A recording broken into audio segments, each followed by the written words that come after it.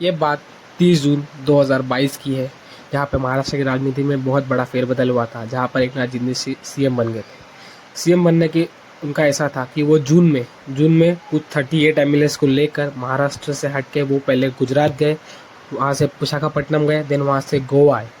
वहाँ पर वो लोगों ने 38 एमएलएस को लेकर शिवसेना से अलग नहीं हुए, उन्होंने पूरी की पूरी शिवसेना ही ले गई। आप ये फोटो देख सकते हो और पीछे बैकग्राउंड में भी देख सकते हो कि कितने लोग नाच रहे। ये फोटो वीडियो उस 2 साल पहले की है, जहाँ पर लोगों ने शिवसेना छोड़कर अपनी खुद की पार्टी ने तो नहीं बनाई, शिवसेना ही ले ली। और ये मास्टर स्ट्रोक उन्होंने बीजेपी के साथ अलायंस में रहकर की। वो लोग वापस आए, बीजेपी के साथ अलायंस बनाई, तो वो लोग ने वहाँ पर गवर्नमेंट बनाने की बात की। बट सबसे बड़ा मास्टर स्ट्रोक खेला देवेंद्र फडणवीस साहब ने। उन्होंने खुद सीएम बनने के बजाय, सबको तो यही लगा था कि वो सीएम बनेंगे, बट उन्होंने एकनाथ शिंदे जी को सीएम बना दिया। यानी इससे सबके सब अचंभित रह गए कि ये क्या ही हो गया महाराष्ट्र की राजनीति में। एकनाथ शिंदे जी के सीएम बनने के बाद लोगों का तो यही कहना था कि उन्होंने सिर्फ उद्धव जी को नीचा दिखाने के लिए उनको सीएम बना दिया, क्योंकि उनके कुछ बात हुई थी 2.5 साल सीएम बनने का, जिसके कारण उनकी अलायंस पहले शिवसेना से टूटी, फिर शिवसेना ने एनसीपी एंड कांग्रेस के साथ अलायंस बनाई है, गवर्नमेंट बना ली। तो जिसके बाद देवेंद्र फडणवीस जी ने एकनाथ शिंदे को समझाया, कुछ तो उनकी बात हुई, तो वो लोग शिवसेना कांग्रेस से अलग हुए, अपने 38 एमएलएस को लेकर अलग हुए। उन्होंने बीजेपी के साथ हाथ मिलाया और एकनाथ शिंदे को सीएम बना दिया देवेंद्र फडणवीस जी ने। सब इस चीज़ से शॉक रह गए। इसका एक 2 ही रीज़न है, जहाँ पे उन्होंने तो कुछ 2 साल ही बाकी थे, इसलिए उनको पूरा दम दे दिया, तुम ही संभालो एकनाथ शिंदे, बाद में मैं बनूंगा। या तो उद्धव जी को थोड़ा अजीब फील करवाने के लिए किया। तो कुछ एक साल बाद महाराष्ट्र के राजनीति में एक बहुत बड़ा हेरफेर हुआ, जब एनसीपी के प्रमुख शरद पवार साहब ने अपने एनसीपी पार्टी के मेन से रिटायरमेंट की बात कही। अब बात ये हो गई थी कि अगला एनसीपी का प्रमुख बनेगा कौन। पार्टी में बहुत बड़े बड़े नाम थे, सुप्रिया सुले, अजित पवार, जयंतराव पाटिल, प्रफुल्ल पटेल, भुजबल साहब, जितेंद्र वाड, बहुत बड़े बड़े नाम थे। बट अभी अगला प्रमुख बनेगा कौन, शायद ये प्रमुख बनाने के लिए के इशू के वजह से ही अजित पवार साहब ने अपने कुछ एमएलएस को लेकर शरद पवार की पार्टी एनसीपी से अलग हुआ। ये उनकी पार्टी है, ये उनकी पार्टी के लोग हैं मेन, जहाँ पर दिखता है कि अगला प्रमुख बनने में ये इनका बड़ा नाम हो सकता है। जैसे कि आप आगे भी देखोगे, जयंतराव पाटिल भी है, प्रफुल्ल पटेल भी है, उनकी बेटी, भुजबल साहब, उनका भतीजा अजित पवार, बहुत सारे नाम थे।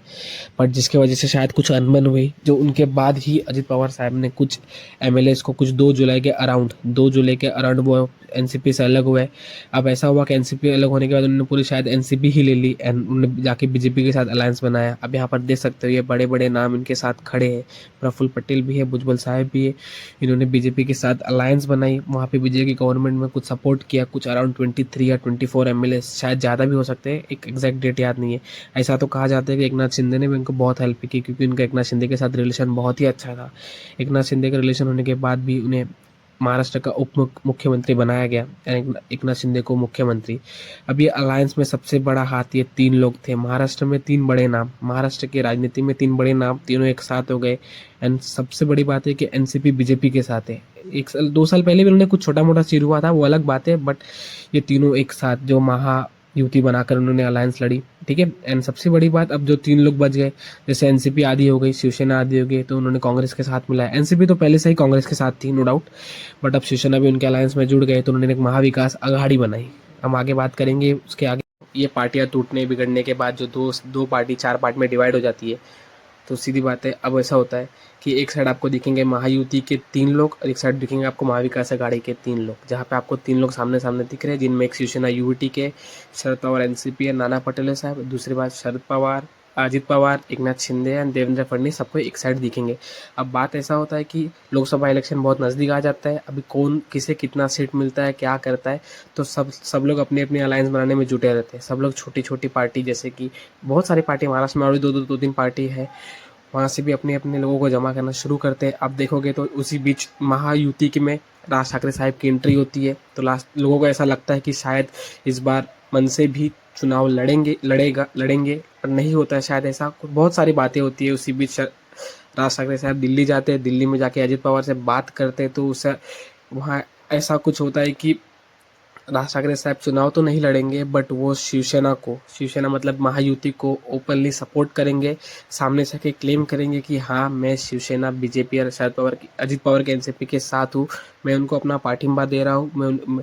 मेरे कोई उम्मीदवार खड़े नहीं हो रहे, बट हाँ, जो मुझे मेरे रोल मॉडल है, जिनका मैं रोल मॉडल हूँ, जो मनसे को सपोर्ट करते हैं, वो ओपनली बीजेपी को सपोर्ट करेंगे, क्योंकि BJP in the sense Shivsena वाले एकनाथ शिंदे को, एनसीपी वाले अजित पवार को।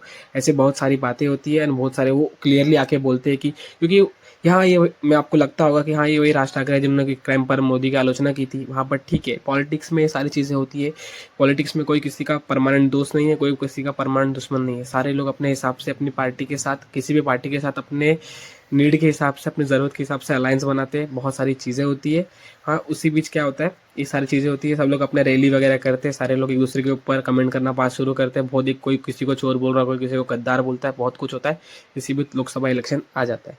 लोकसभा इलेक्शन होने के बाद लोकसभा का इलेक्शन का प्रोसेस कुछ चालू होता है अराउंड 19 अप्रैल को। जो 9 अप्रैल से लेकर कुछ 4 दिन में इलेक्शन होने का रहता है, जिसमें कुछ अराउंड 48 सीट होती है। 48 सीट में कुछ 3 या 4 चरण में होती है। तो अभी सबको ऐसा था कि शिवसेना 2 पार्ट में बढ़ गई है, एनसीपी 2 पार्ट में बढ़ गई है।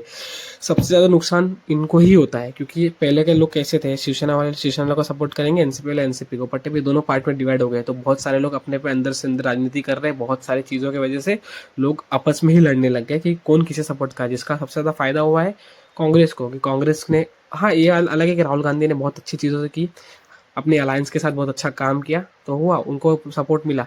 अब देखा जाएगा तो महाराष्ट्र में इलेक्शन है कुछ अक्टूबर में, जिसमें कुल 288 सीटें। अभी ये देखा जाएगा कि इससे कितनी सीटें मिलती है। बीजेपी के साथ शिवसेना, एकनाथ शिंदे वाली एनसीपी है, तो अभी और उन्होंने राज ठाकरे के साथ भी सपोर्ट लिया है। तो एक बीजेपी का 288 सीट जो है वो उसे कितना सपोर्ट मिलता है, कौन कितने सीट पर लड़ता है, इस बार बीजेपी से मुख्यमंत्री होगा कि शिवसेना से मुख्यमंत्री होगा, मुख्यमंत्री कौन बनेगा, ऐसी बहुत सारी बातें आ रही है।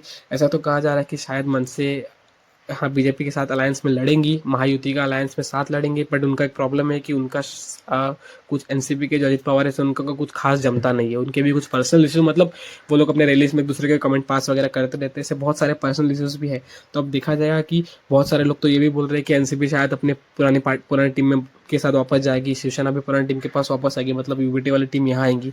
पॉलिटिक्स है, बहुत सारे लोग अपने भी, बहुत सारे बोलते कैलकुलेशन चेंज होगा, सबके अलायंस चेंज होंगे, सबके नीड चेंज होंगे। बहुत सारे लोग को सीट नहीं मिलेंगे, क्योंकि सीट तो अब कम है ना, एक पार्टी में 4 लोग हो जाएंगे, तो लोग अपना सीट चेंज करके दूसरे पार्टी में जाएंगे, ये शिवसेना छोड़ के दूसरे शिवसेना में जाएंगे, एनसीपी वाले भी सेम करेंगे, बीजेपी वाले। पॉलिटिक्स में सारी चीज़ें होती है। अब बात करते हैं वोट शेयर पे, तो देखो एक 2019 का डेटा है जिसमें बीजेपी को अच्छे खासे वोट मिले थे, जिसमें बीजेपी शिवसेना, पूरी शिवसेना एक साथ लड़ी थी, जिनको 23% वोट मिला था, 52% इनको वोट मिला था। अब बात करें कांग्रेस को भी सिर्फ 30% मिला था, वो अकेली कांग्रेस नहीं थी, कांग्रेस में उसमें भी एनसीपी थी, अदर्स थी, जैसे बहुजन समाज अनुचित कुछ पार्टी है एंड एआईएम की पार्टी भी है, सब साथ में लड़ते हैं वो, तो उनका वोट शेयर भी था। बट वहाँ पर देखा गया था बीजेपी ने वहाँ पे क्लीन स्वीप कर दिया। क्लीन स्वीप मतलब बहुत मेजर वोट से जीता था, 52% वोट मिलना कोई आसान बात नहीं होती, बहुत अच्छे वोट से जीत कर भी आए थे। अब यही देखते हैं कि यहाँ पे एनसीपी ज़्यादा उभर कर आती है, शिवसेना उभर आती है, कौन सी वाली शिवसेना, कौन सी वाली एनसीपी ज़्यादा उभर कर आती है, बहुत सारी चीज़ें देखनी होंगी। सो यही लोगों को उम्मीद है कि ये इलेक्शन कुछ अक्टूबर में है और बहुत जल्दी हमें अपनी शायद